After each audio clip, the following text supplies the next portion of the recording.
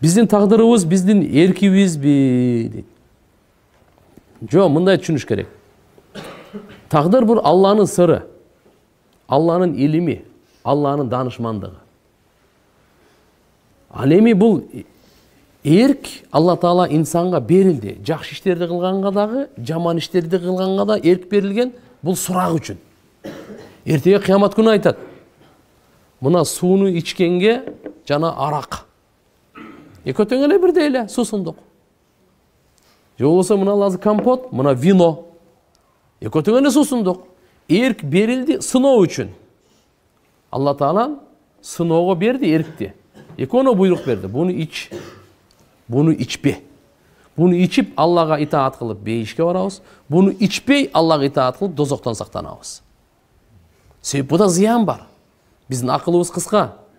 Будан бизге чоң зыян бар. Арам нерсе да. Эркти ушундай түшүнүш керек. Эрк бул сыноо үчүн берилген. Эртеге кыямат күнү Алла Таала сурак алыш үчүн. Ал эми тагдыр бунун бардыгын Алла Таала билип турат. Алланын илиминде бар эле. Алланын сыры. Чачты күйгүзгөнгө болобу? Чачты күйгүзгөнгө туугандар негизи адамдын денесинен кандай гана нерсе чыкпасын, ал урмат сыйга ээ. Адам кандай өзү урмат сыйга ээ, алар да урмат сыйга ээ. Денеден ажыратуу аны жерге көмгөнгө буйрук бар. Тырмак болобу, кам болобу, чач болобу, мейлиби? Колу кесилип кетти, путу кесилип кетти, кулагы кесилип кетти, же тиш кандай гана болбосун адамдын денесиндеги бул дагы урмат сыйга ээ. Аны жерге көмүш керек. Эми чач маселесинде жерге көмгөнгө мүмкүнчүлүк болбосо, тебеленди да калбасын деп күйгүзүп койгонго уруксат берет. Тебеленди. А бирок жакшысы колунан келсе, көмүп койсо сүннөттү аткарат, ага сооп берилет. Ошол эле кезде тебелендиде калбасын үчүн күйгүзгөнгө уруксат берилет. Намазда балам ыйлап калат, караган адам жок болуп калат. Ошого канча жолу кыймыл болсо болот.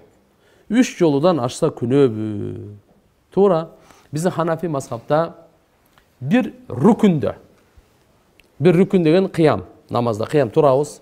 Же рукүдө, же саждада, же каадада отурганда. Ушу бир рукүндө 3 жолу кыймыл аракет боло турган болсо, намаз бузулуп калат. Мисалы кыямда турат. Баласы келди, колу менен мындай кылып кыймылдады. Окуп атат ана. Дагы келди эле бул жактан дагы. Окуп атат ана. Дагы келди эле, уже намаз бузулду уже. Бир жолу кылып калса, жосы 2 жолу болуп калса, 3 болду кетти да. Мисалы бул кыямда турат. Бир жолу бала келип калды, мындай кылдыңыз. Ошойдон келген жок. Намаз окуп атасыз, рүкүгө бардыңыз. Дагы келип калды, мындай кылдыңыз. Дагы окуп атасыз, келген жок. Саждага барганда дагы келип калды. Акыры мындай кылдыңыз. Буда намаз бузулбайт. 3 жолу болду. Бирок бирөө саждада болуп атат, бирөө рүкүдө болуп атат, бирөө турганда болуп атат, кыямда болуп атат, бирөө каадада болуп атат дегендей. Буда бузулбайт. Макру болуп калат го, макру. Бирок эгерде бир рукүндө боло турган болсо, анда үчөө болуп калса бузулуп калат намаз. Бир эле бала эмес, башка деле. Мынандай кыла берди да. Фатиханы окуп дагы баштады да булчу. Анан кийин зам сүрөп бүткөнгө чейин дагы берди. Бул намаз бузулуп калат эми бул. Мына жакта туруп, бул намаз окуп атабы, же тырманып отурабы, жышынып атабы? Бисмиллахир-рахманир-рахим. Арш деген эмне? Арш бул Алла Тааланын махлугу. Эң чоң махлук, азамыл махлукат дейт. Эң чоң махлук арш. Арш деген мындай кандай десем, түшүнсөңүздөр, курси, отургуч деген трон да. Мисалы трон деп мындай өтө жасалгасы менен отурганды бул арш деп айтат. Мисалы Сулайман пайгамбар Былкыстын аршын алып келгиле деген өкүм болгондо, ошонун баягы бадыша отура турган жерди айтат. Ошо жасалгалар менен алтын, күмүш менен, ушундай сүрлүү бадыша отуруп чечим чыгара турган, ошону арш деп коет. Ата мисалы динибиздеги арш боюнча бунун чоңдугу ушунчалык чоң. Курси 7 жер 7 асман биригип, арштын алдында бир чөлдөгү бир шакек сыяктуу болуп калат деген да пайгамбарыбыз. Аршты көтөргөн, аршты 8 периште бар деген.